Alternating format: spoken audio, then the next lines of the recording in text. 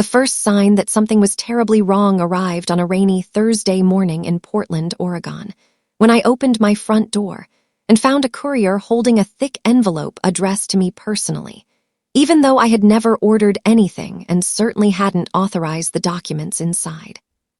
My name is Nora Bennett. I'm 31 years old, and what I pulled from that envelope was a luxury wedding proposal carrying my signature, my identification details, and a promise to pay $185,000 toward my younger sister Lily's wedding. A wedding I had never agreed to finance, and until that moment, barely knew had become so extravagant. I called the number printed on the proposal, expecting some kind of administrative mistake, but the woman on the other end immediately thanked me for confirming the final payment arrangement.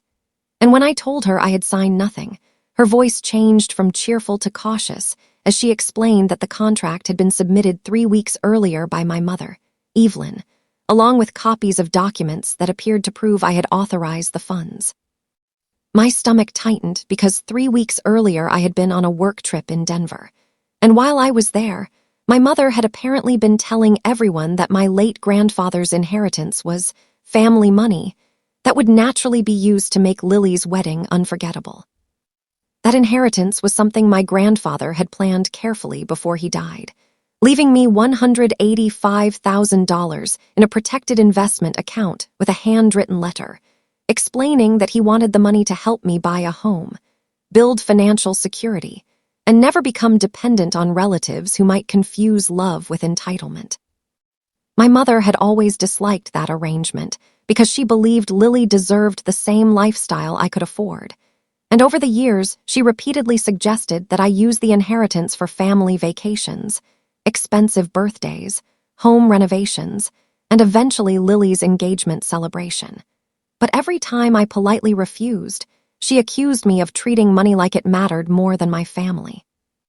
Lily's fiancé, Ethan Mercer, came from a respected family that owned several hotels along the Oregon coast, and my mother had become obsessed with making sure Lily's wedding looked as though it belonged in that world, even though Lily and Ethan had originally planned a small ceremony at a vineyard with fewer than 70 guests.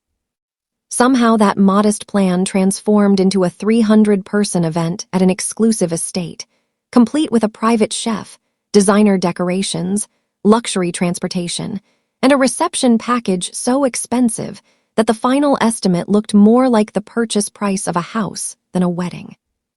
I drove straight to my mother's house and found her sitting at the dining table surrounded by fabric samples, floral catalogs, seating charts, and champagne glasses.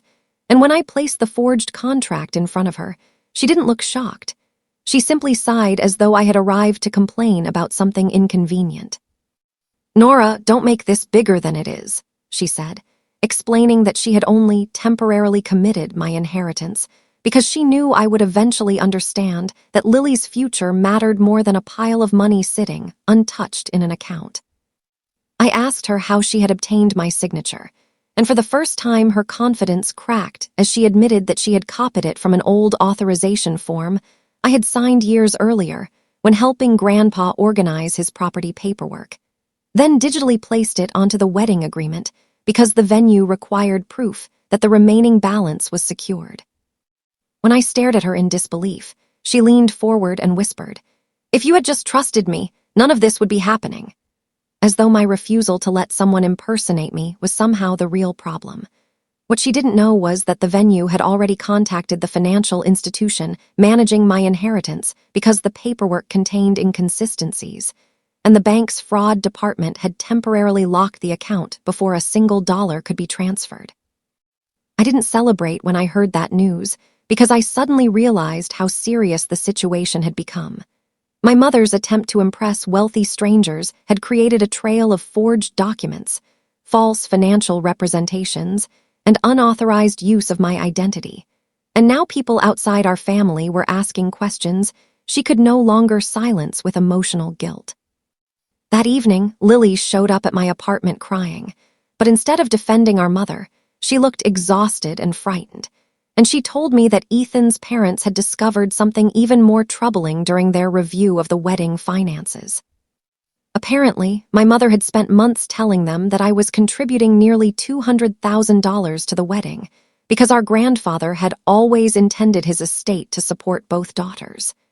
And Ethan's father had recently asked Lily why the financial statements she had been shown didn't match the documents provided by the venue.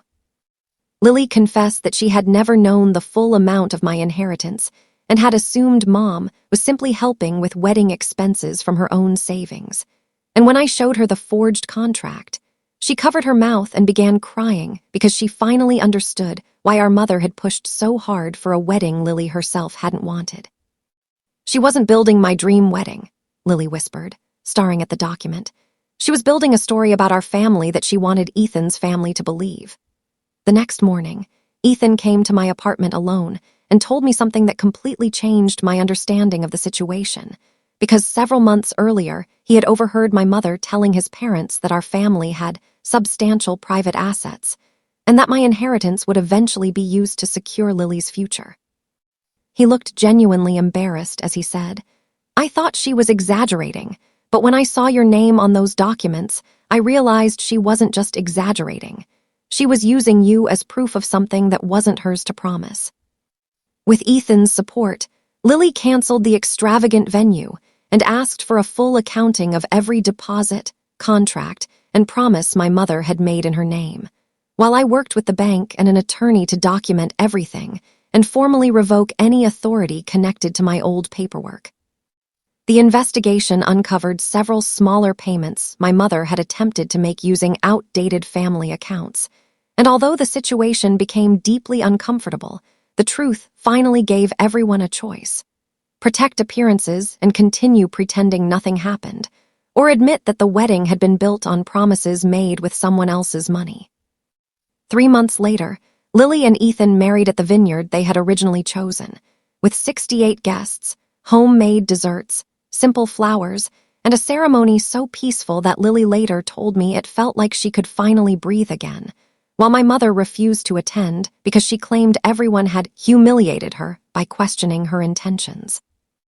I stood beside my sister that afternoon knowing my grandfather's money was still safely invested, knowing my future home was still possible, and realizing that protecting yourself from manipulation doesn't make you selfish. It means you understand that love should never require you to surrender your identity, your boundaries, or the future someone you trusted worked so hard to protect. Please subscribe to our channel and share this video with your friends and family. We create entertaining and inspiring stories for our viewers, and your support helps us continue making great content for you.